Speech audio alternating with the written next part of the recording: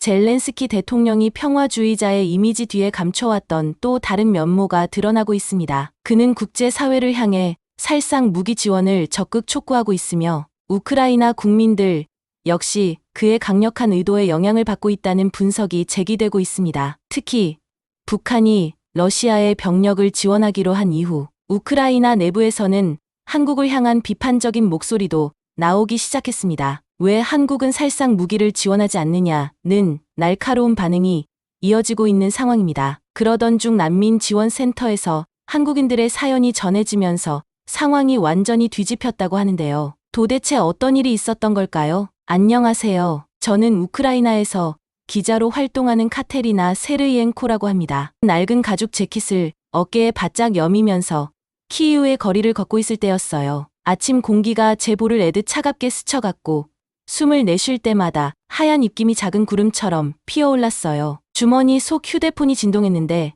편집장에게서 온 또 다른 메시지였어요. 새로운 취재가 필요하다는 내용이었죠. 카테리나, 폴란드 국경으로 가야 해요. 메시지에는 이렇게 적혀 있었어요. 난민 캠프 중 하나에서 뭔가 흥미로운 일이 벌어지고 있다는 보고가 들어왔어요. 한숨을 쉬며 흐린 하늘을 올려다봤어요. 우크라이나 키이우 포스트의 기자로서 지난 1년 동안 저는 우리 도시의 아픔을 기록하며 살아왔거든요. 한때 아름다웠던 키이우의 건물들은 이제 망가진 이빨처럼 지평선에 늘어서 있었어요. 몇몇 건물은 콘크리트 더미와 뒤엉킨 철근만 남아 있었고 다른 건물들은 간신히 서 있긴 했지만 창문은 합판이나 바람에 펄럭이는 비닐로 덮여 있었어요. 집에 가서 취재 장비를 챙기러 가는 길에 코붙은 아주머니의 빵집을 지나쳤어요. 아니, 뭐가 남아 있었다고 해야 하나요? 예전에는 매일 아침 신선한 빵 냄새가 이 거리를 가득 채웠었는데 지금은 다른 상점들처럼 여기 역시 텅 빈 폐허가 되었어요. 지붕이 내려앉은 채로요. 코붙은 아주머니는 6개월 전에 폴란드로 피신했는데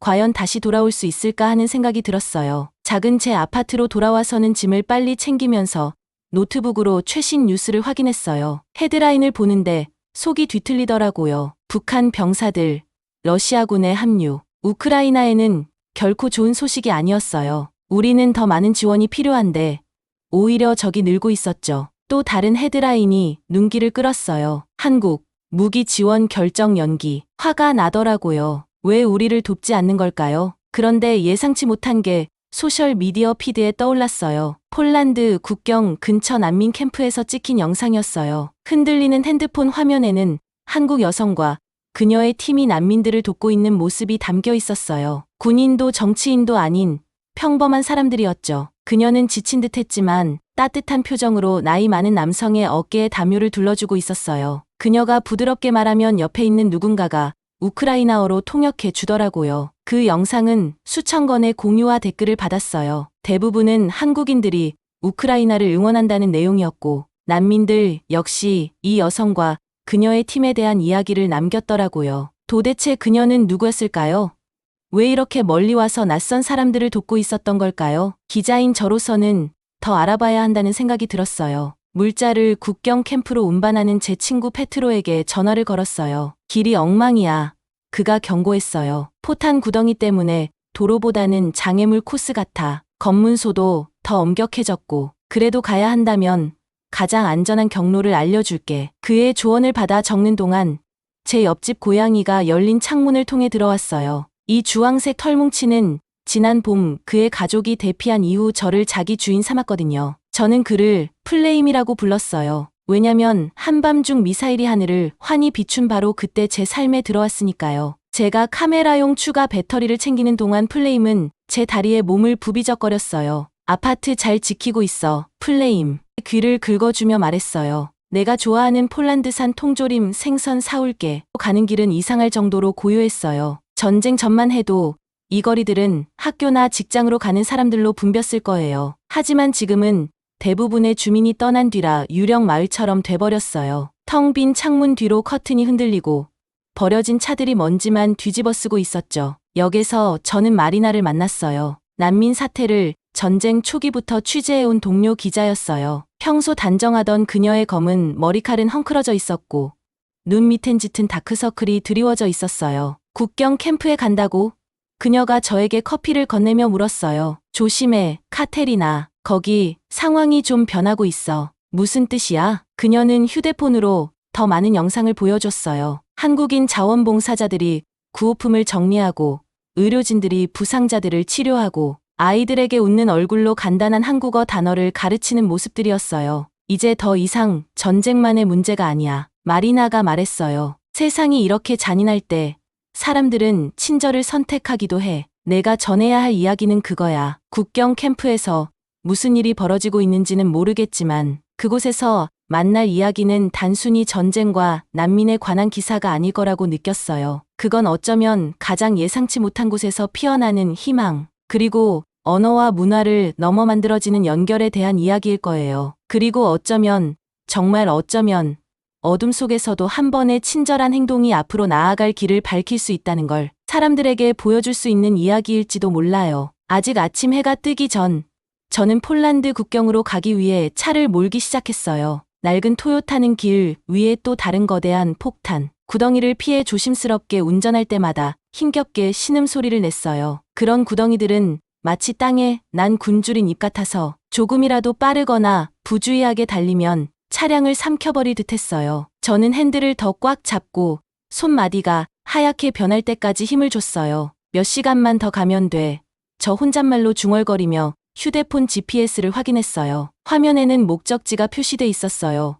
폴란드, 국경 근처의 한 난민 캠프. 제 편집장은 한국 의료팀이 그곳에서 활동 중이라는 소식을 조사하라고 했거든요. 기자로서 저는 많은 구호 활동가들을 봐왔지만 이번 이야기는 뭔가 달라 보였어요. 저를 둘러싼 시골 풍경은 제가 어릴 적 기억하던 우크라이나와는 완전히 달랐어요. 수평선까지 펼쳐지던 황금빛 밀밭은 이제 보이지 않았고 그 대신 불에 탄 전차들이 여기저기 흉측한 금속 조각품처럼 흩어져 있었어요. 몇 킬로미터마다 군사 검문소에 멈춰야 했고 그때마다 저는 피곤해 보이는 군인들에게 기자증과 취재 서류를 보여줬어요. 그들은 무표정한 얼굴로 저를 통과시켜줬어요. 오전 중반쯤 저는 미리 준비해둔 샌드위치를 먹기 위해 차를 멈췄어요. 커피를 너무 많이 마셔서 그런지 손이 약간 떨렸어요. 멀리서 들려오는 포격 소리가 있었지만 이제는 천둥 소리처럼 익숙해진 소리였어요. 끝날 줄 모르는 폭풍 속의 배경음 같았죠. 그때 구급차 행렬이 지나갔어요. 사이렌은 울리지 않았지만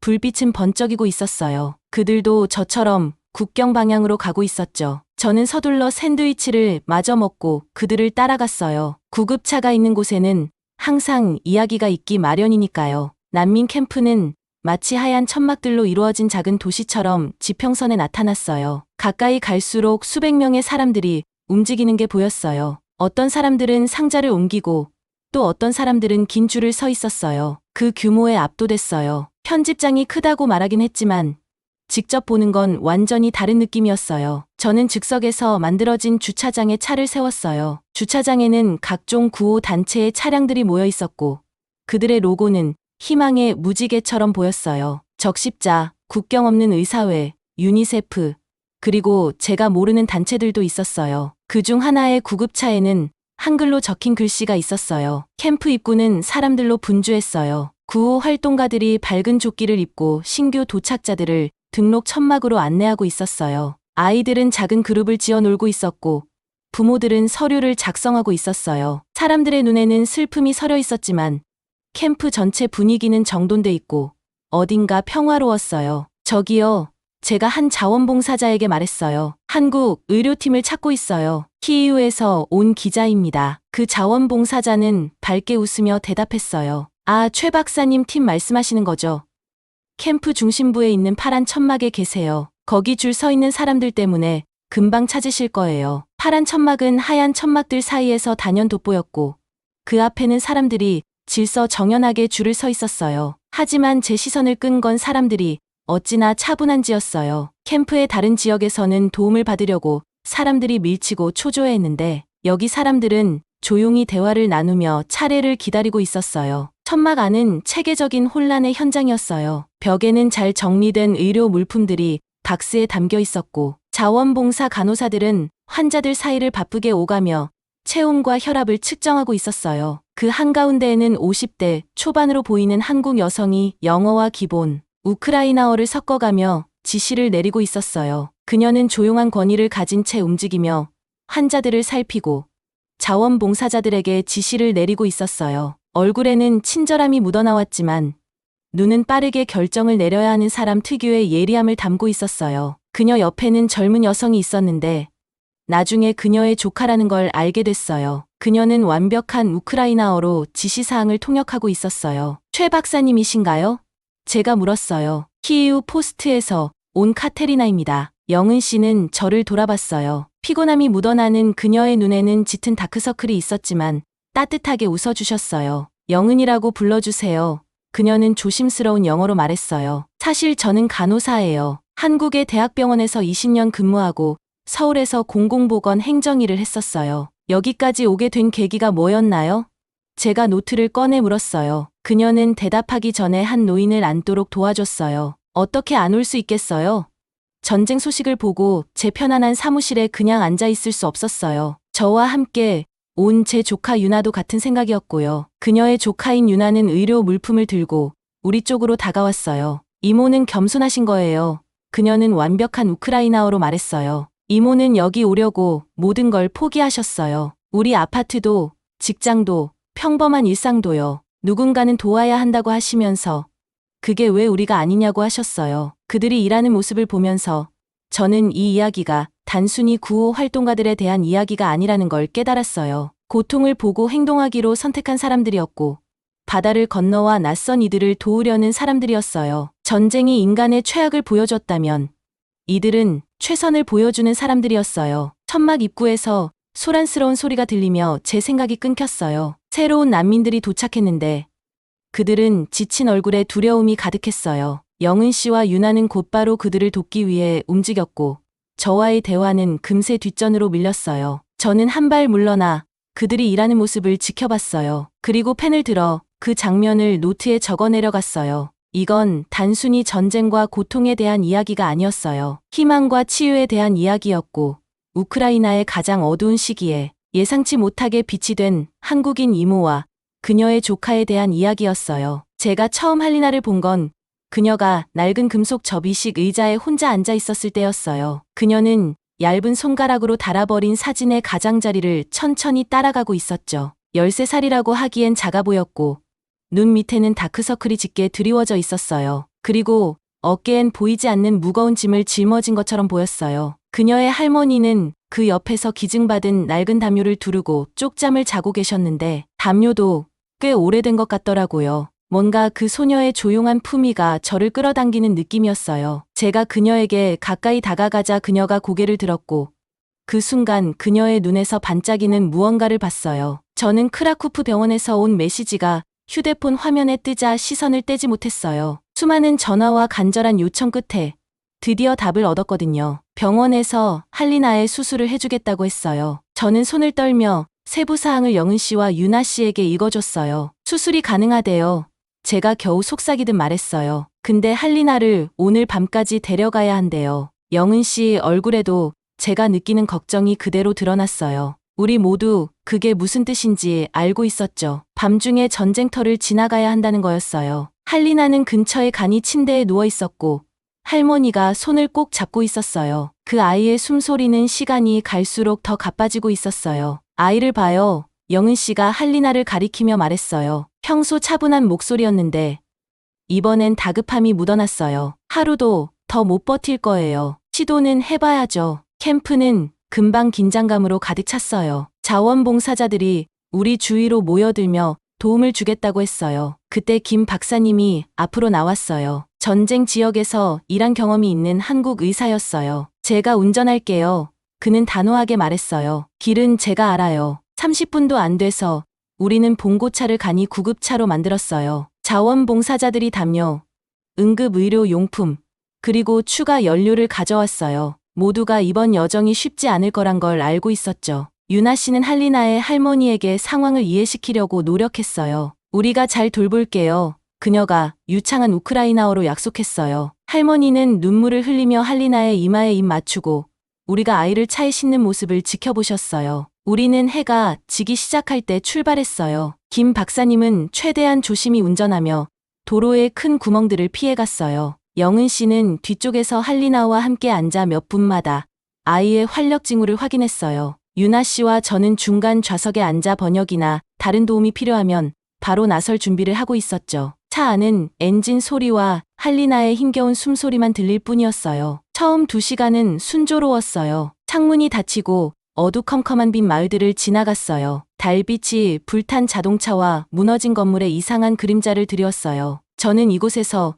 무슨 일이 있었는지 생각하지 않으려고 애썼어요. 그런데 저 멀리 손전등 불빛이 보였어요. 제 심장이 철렁 내려앉았어요. 러시아 검문소였어요. 모두 진정하세요. 김 박사님이 속도를 줄이며 말했어요. 유나 씨, 러시아어가 필요할 거예요. 군인들이 우리 차를 둘러싸고 소총을 겨눴어요. 그중 한 명은 아직 소년처럼 보였는데 운전석 창문으로 손전등을 비추며 러시아어로 말했어요. 서류 내놔. 통행 금지 시간에 뭐 하는 거야? 유나 씨가 앞으로 몸을 기울였어요. 완벽한 러시아어로 그녀는 설명했어요. 우리는 인도주의적 임무 중입니다. 이 아이는 매우 위독해서 긴급 수술이 필요해요. 그녀는 뒤에 있는 할리나를 가리켰어요. 군인은 망설이는 듯했어요. 그러다 그의 상관을 불렀어요. 차가운 눈빛을 가진 무표정한 얼굴의 사령관이었어요. 차 안조명 켜. 사령관이 명령했어요. 모두 차에서 내려. 그때 영은 씨가 나섰어요. 그녀는 단호하지만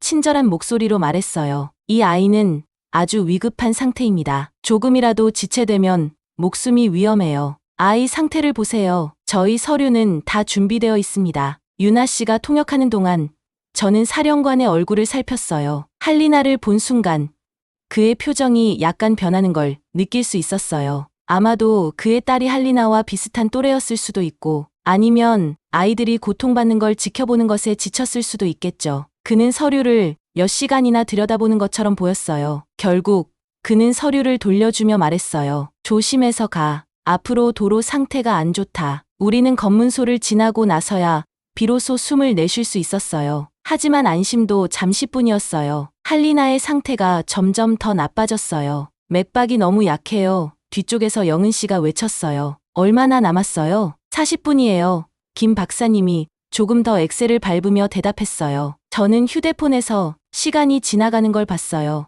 매분이 1시간처럼 느껴졌어요. 할리나의 숨소리가 점점 더 얕아졌어요. 영은 씨는 계속 그녀에게 말을 걸었어요. 우리가 그녀의 말을 들을 수 있을지조차 확신할 수 없었지만요. 곁에 있어줘, 아가.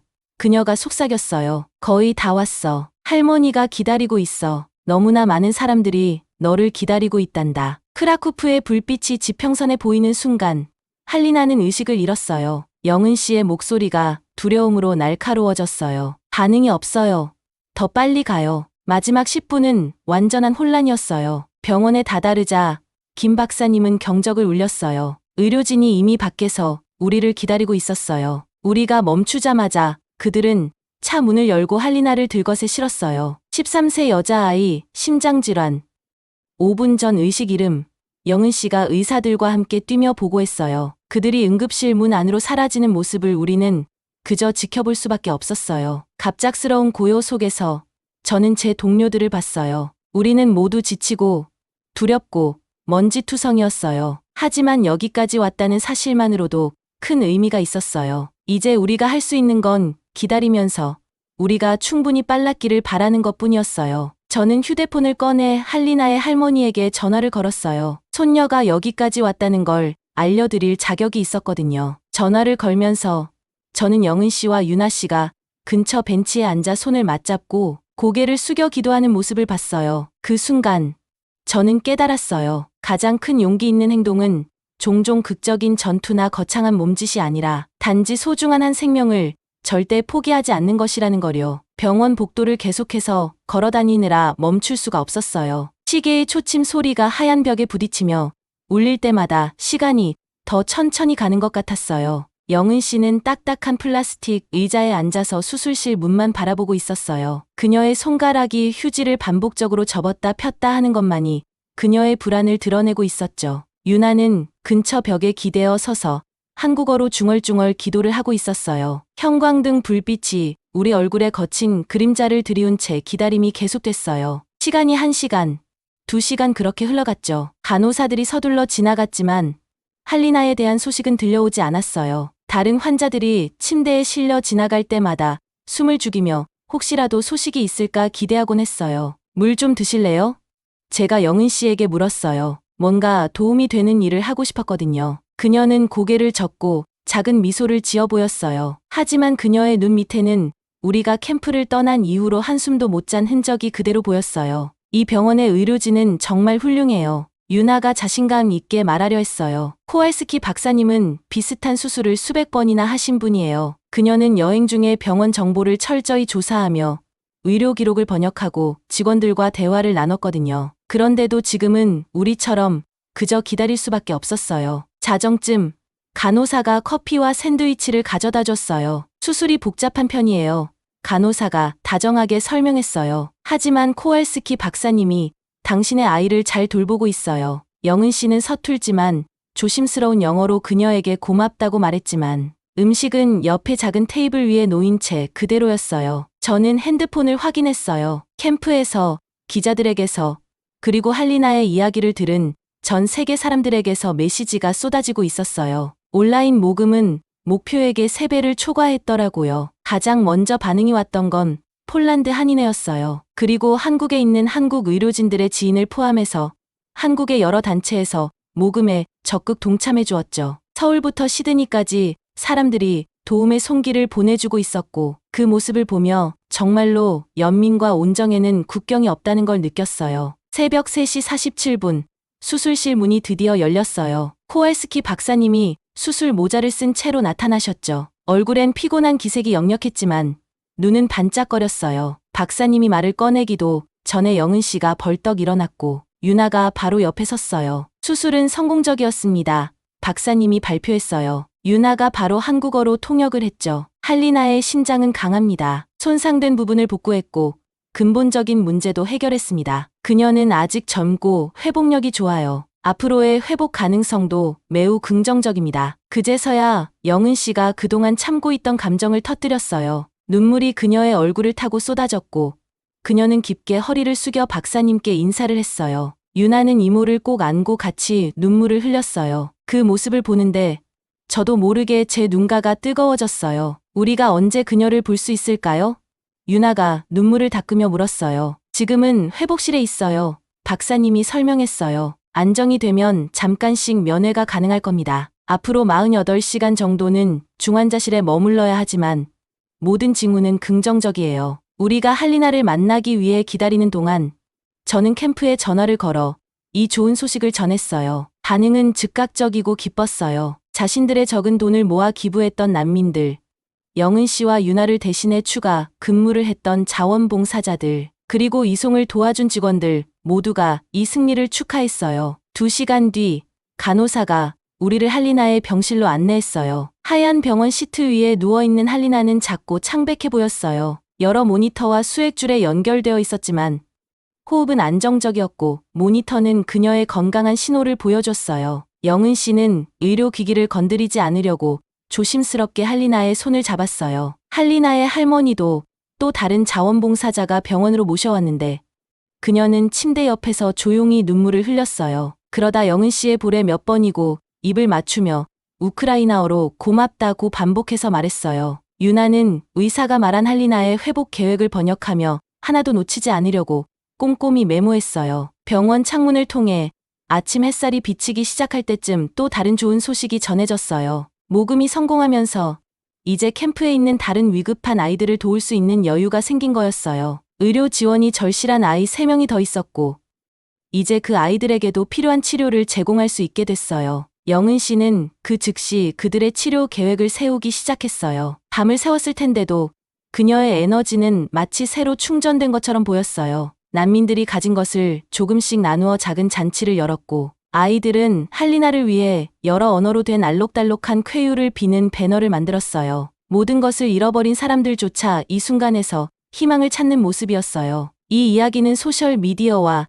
뉴스 매체를 통해 빠르게 퍼져나갔어요. 기부는 계속해서 들어왔고 전 세계에서 응원의 메시지가 이어졌어요. 한국 방송국들은 영은 씨와 유나에 대한 특별 방송을 내보냈고 이로 인해 고국에서 더 많은 지원이 이어졌어요. 한 소녀의 위기에서 시작된 일이 이제 국제적인 연대의 물결로 이어지고 있었죠. 그날 저녁, 크라쿠프의 해가 지는 모습을 보며 저는 영은 씨가 다른 아이들의 치료를 조율하기 위해 전화를 걸고 있는 모습을 지켜봤어요. 유나는 그녀 옆에 앉아 지치지도 않고 통역을 돕고 있었죠. 두 사람 모두 밤새 깨어 있었음에도 피곤한 기색 하나 없이 그들의 사명감에 몰두하고 있었어요. 그들의 헌신은 정말 전염성이 있어서 자원봉사자들과 난민들까지 더 열심히 돕고 나누고 기여하려는 의욕을 불러일으켰어요. 할리나의 수술은 단순히 의료적인 성공에 그치지 않았어요. 그것은 인류애가 가장 어두운 상황을 극복할 수 있다는 걸 보여주는 증거였어요. 그 병원 복도에서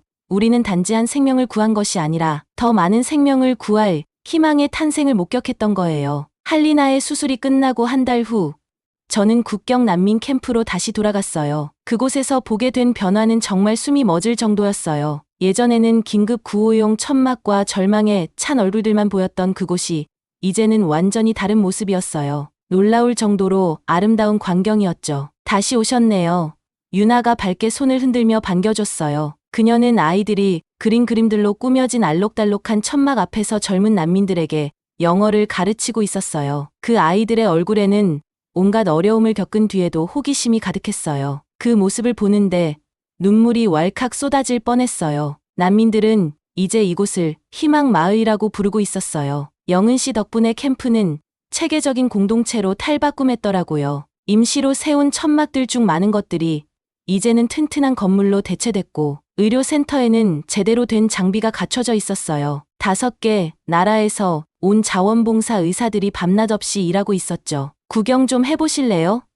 영은 씨가 옆으로 다가와 물었어요. 피곤해 보였지만 그녀의 눈은 열정으로 빛나고 있었어요. 저는 고개를 끄덕이며 노트를 꺼냈어요. 첫 번째로 방문한 곳은 새로 지어진 급식소였어요. 작은 창고를 개조해서 만든 곳이었는데 그곳에서는 각 구운 빵 냄새와 맛있는 한국 음식 냄새로 가득했어요. 한식이 낯선 난민들을 위해 매운맛을 줄이고 현지인 입맛에 맞춰 한식을 제공하고 있다고 했죠. 난민들과 자원봉사자들이 함께 모여 우크라이나와 한국 음식을 결합한 요리를 만들고 있었어요. 처음엔 작은 규모로 시작했지만 점점 소문이 나면서 찾아오는 사람이 늘어나 지금은 하루 300명 이상의 난민들에게 식사를 제공하고 있다고 했어요. 이건 단순한 식사가 아니에요. 상처받고 공허한 마음을 따뜻하게 보듬어주는 위로이자 희망이죠. 음식은 사람들을 하나로 묶어줘요. 한 우크라이나 할머니가 젊은 한국 자원봉사자에게 한국의 김치찌개를 배우면서 말했어요. 같이 요리할 때는 잠시라도 걱정을 잊을 수 있어요. 그리고 방문한 곳은 새로 만들어진 상담센터였어요. 정신 건강도